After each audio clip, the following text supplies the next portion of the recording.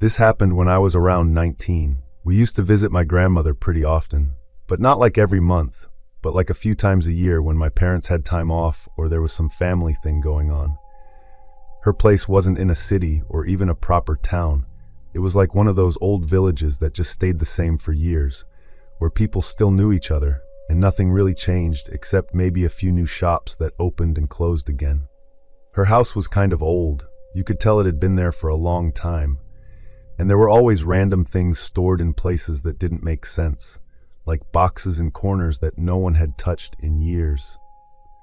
I actually liked going there when I was younger because it felt different from home, like slower, and there wasn't much to do, so you ended up just talking or walking around outside.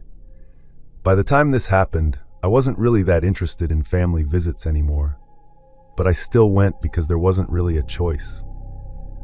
That time I brought my friend with me, which made it a lot better. She and I were close, and she was the kind of person who would go along with anything just to pass time, so we spent most of the day wandering around, checking random places, and just being kind of bored, but making it less boring together. I remember people in that area always talking about weird stuff, like old stories about witches or strange things happening in certain houses, but it never felt serious to me. It was more like something older people said, like the kind of stories that just exist in places that haven't changed much. My grandmother never really talked about it directly, but she didn't deny it either, which I guess made it feel slightly more real without actually being convincing. Anyway, during that visit, there was this house not too far from hers that wasn't really in use anymore.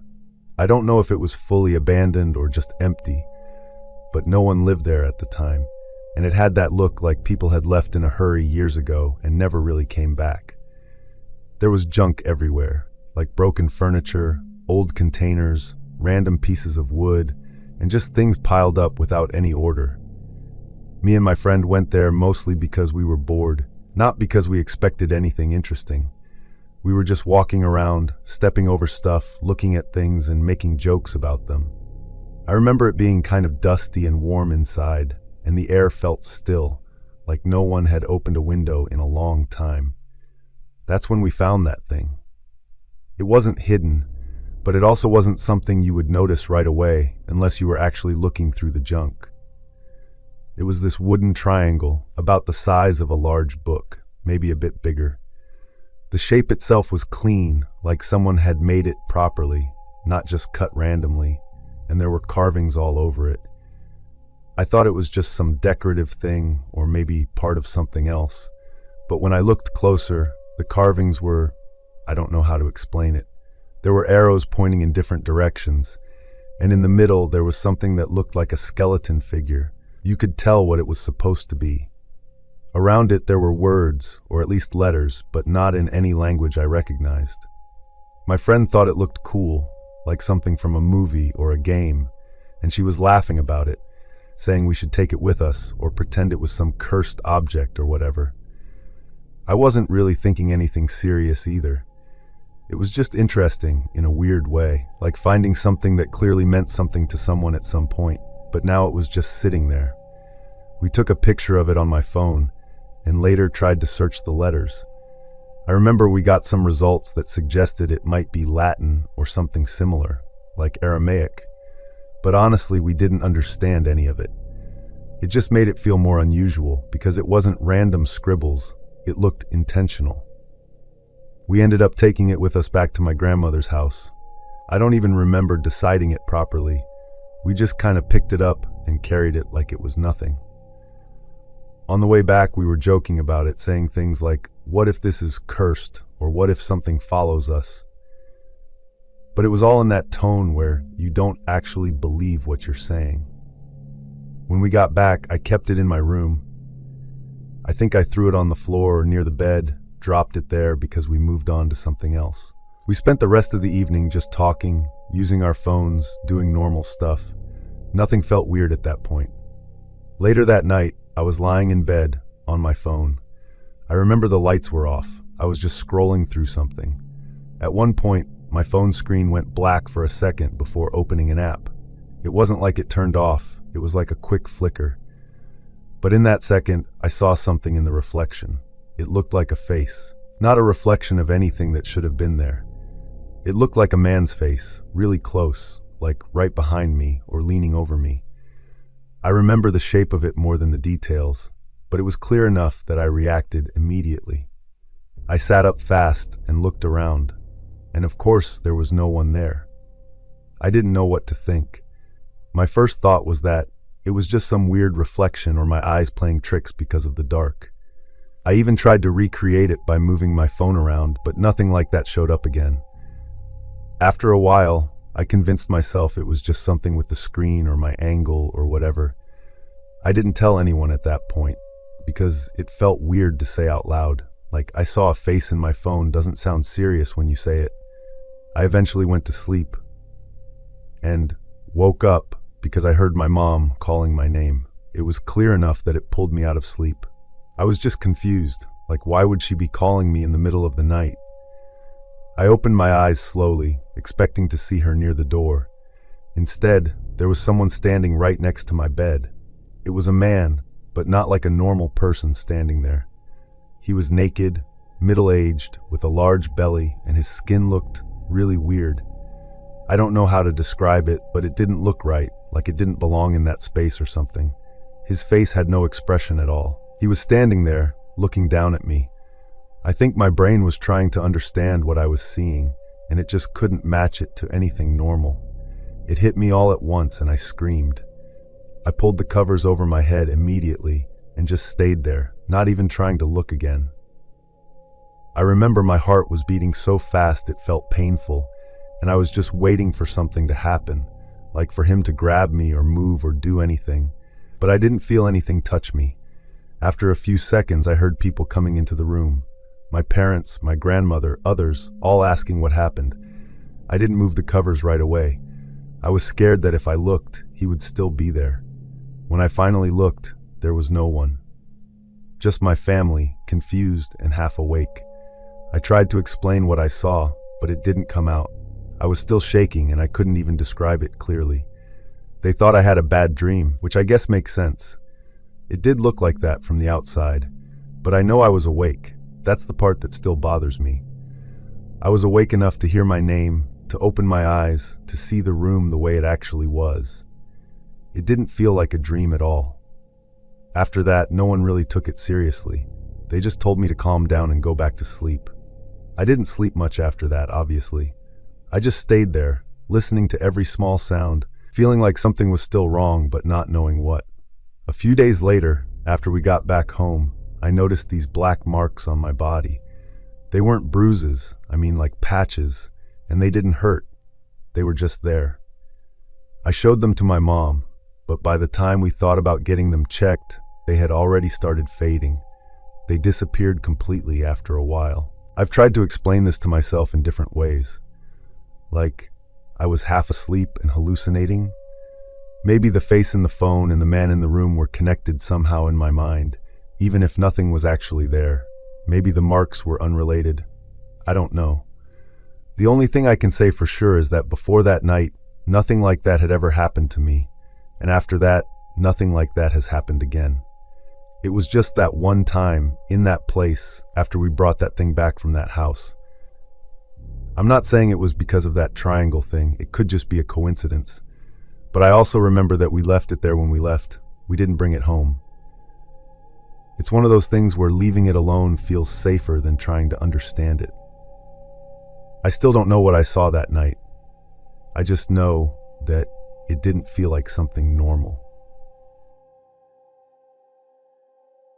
I used to do a lot of freelance camera work. Small commercial gigs, promo videos, sometimes wedding overflow when people needed an extra shooter. A lot of standing around, waiting for lighting to look right or people to stop messing up lines, that kind of thing. I wasn't some creative type either. I mostly just followed instructions and made sure things were in frame and not blurry. So I guess more technical than artistic, if that makes sense. At that time, I was probably doing 3 or 4 jobs a week, nothing consistent but enough to pay rent and keep my car running, which was always kind of on the edge of breaking down. I lived alone, small place, kind of cluttered but not dirty, just gear everywhere. Batteries, cables, SD cards, old lenses I didn't even use anymore, but kept anyway. I had a routine where I'd check everything the night before a shoot, charge everything twice because I didn't trust my own memory, and then still feel like I forgot something. The job, it was some kind of outdoor commercial. I don't even remember what the product was now, something like camping gear or fitness stuff. The location was the only thing that stood out a bit because it was pretty deep into a wooded area, not like a park where families go. It's like one of those places where you lose signal halfway in. I wasn't alone though, there was another guy with me. His name was Eric, I think. We had worked together once before. He was more talkative than me, the kind of person who fills silence without even thinking about it. We got there early in the morning, like just after sunrise, and the drive-in was already longer than I expected. Dirt roads, narrow, branches brushing against the sides of the car. It was a little inconvenient for a commercial shoot, but sometimes they want that remote look, so I didn't question it too much. We parked in a clearing and started unloading gear, tripods, camera cases, a couple lights even though it was daytime. We were setting up shots, checking angles, just doing what we were supposed to do. I remember Eric making a joke about it, something like, "We're the only idiots out here," and I laughed, but not really because it wasn't that funny, just something to say. I don't know how much time passed before the guy showed up, maybe an hour or so. It wasn't like we heard him coming. That's the part that still feels off when I think about it. He was just suddenly there, like I turned and he was standing a short distance away watching us. He asked what we were doing, just like that, nothing aggressive, just kind of flat. I explained we were filming something, commercial work, we'd be done in a few hours. He said okay, and then turned and walked off. That was it. At the time it didn't seem like a big deal. People wander around in wooded areas. Maybe he lived nearby. But there was something a little off about how he looked. His clothes didn't look like hiking clothes or anything practical. It's like random stuff thrown on. And the way he looked at us wasn't curious. It was like he was checking something, like confirming something in his head. I didn't say anything about it though, and Eric didn't either. We just went back to working. After a while, maybe another hour or so, I saw something through the trees further in. It took me a second. It was some kind of trailer, one of those older kind of worn down ones.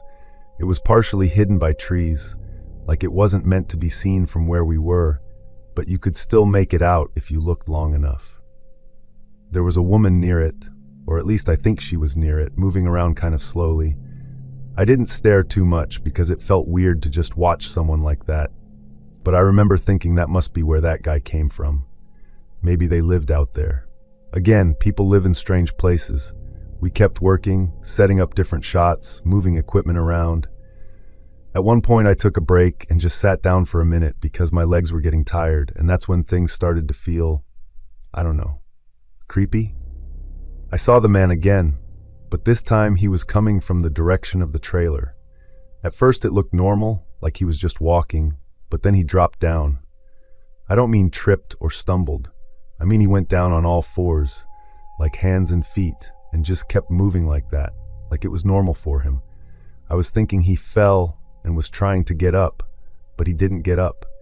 He stayed like that, moving in a way that didn't look like someone pretending to be an animal. It looked like that was just how he was moving. His back was kind of arched weirdly, and his head was low, not looking up at anything. I called Eric over quietly and asked if he saw it too, and he did. We both just stood there watching for a bit, trying to figure out what we were looking at. It didn't make sense, but at the same time it was right in front of us. Then the woman came out from the trailer. She looked off as well. Not just tired or drunk, although at first I thought maybe that was it. Her movements were unsteady, like she couldn't balance properly, and her posture was kind of slouched in a way that didn't look natural. She didn't seem to notice the man immediately, or maybe she did and didn't react. I couldn't tell. I don't really know why I decided to walk a little closer. Looking back, it was a bad decision, but at the time it felt like the reasonable thing to do, like maybe they needed help or something was wrong. I didn't go all the way up to them, just a bit closer so I could call out without shouting. I asked if they were okay. I think that's exactly what I said. Something simple. The woman stopped and looked at me, and that's when I saw her eyes. They looked very dark, like there wasn't much white visible, and her face didn't change expression. It just stayed blank, I guess. She turned and went back into the trailer. I remember thinking, okay, maybe she's gonna get someone, or maybe she's just ignoring me. I was already starting to feel like we shouldn't be there anymore. Then she came back out and she had a knife. It was big. There wasn't any warning. She just started coming toward us. Everything after that feels kind of messy in my head. I know I stepped back and I think I said something again, like telling her to stop, but I'm not sure. She moved faster than I expected, especially considering how unsteady she looked before. Eric was already backing away and I turned to move too, but she got close enough that I felt the swing. I didn't even realize I was cut at first. It was like a sudden impact and then warmth. Later I saw it was my arm. The man was still nearby, still on all fours, but now he was making sounds, like cursing but broken, like the words weren't coming out right. He was moving toward us too, still in that same position, and it didn't look like he was going to stand up at all. We ran. There wasn't really a decision, it just happened. We left some of the gear behind. I don't even remember grabbing everything.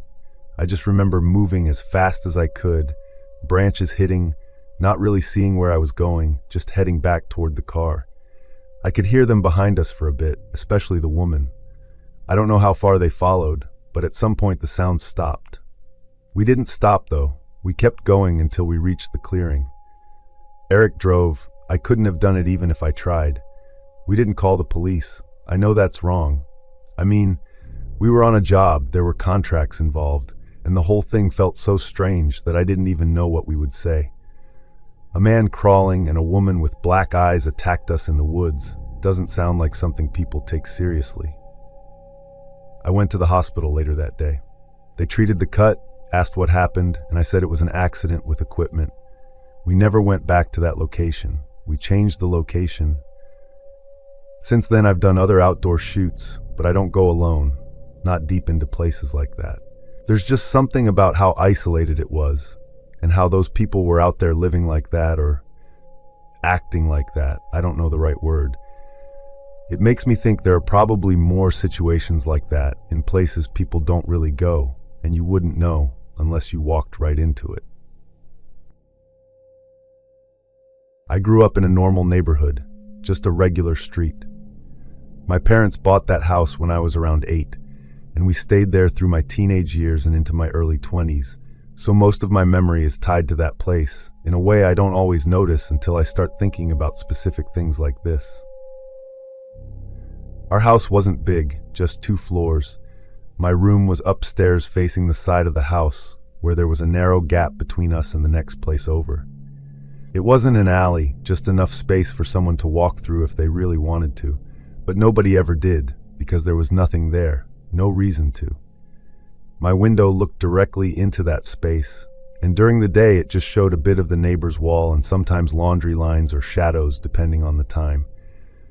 At night it was just dark, like completely black unless the neighbor left a light on. I was, I guess, a normal person back then. I had school, then later a part-time job when I got older, and most nights I'd just stay in my room.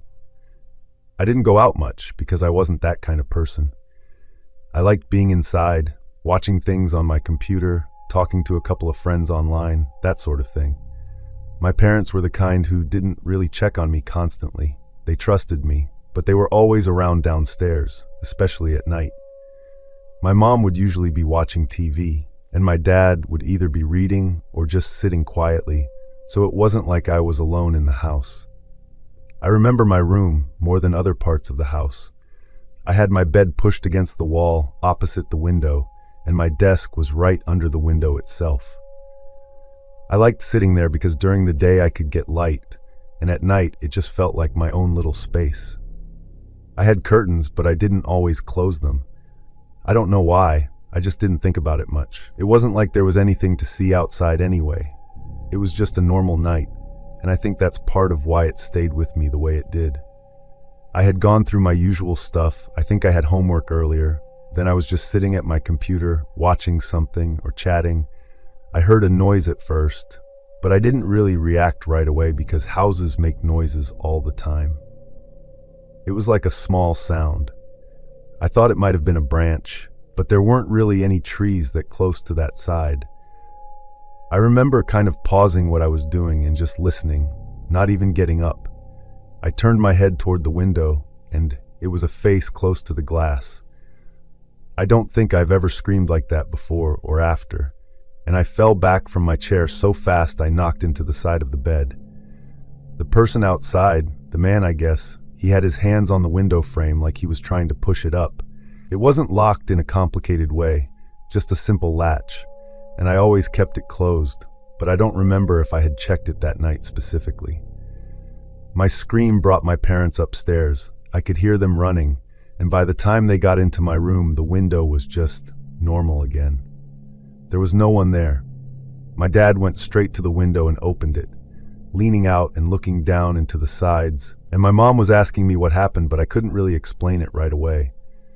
I kept saying there was a man, that he was right there, that he was trying to open the window.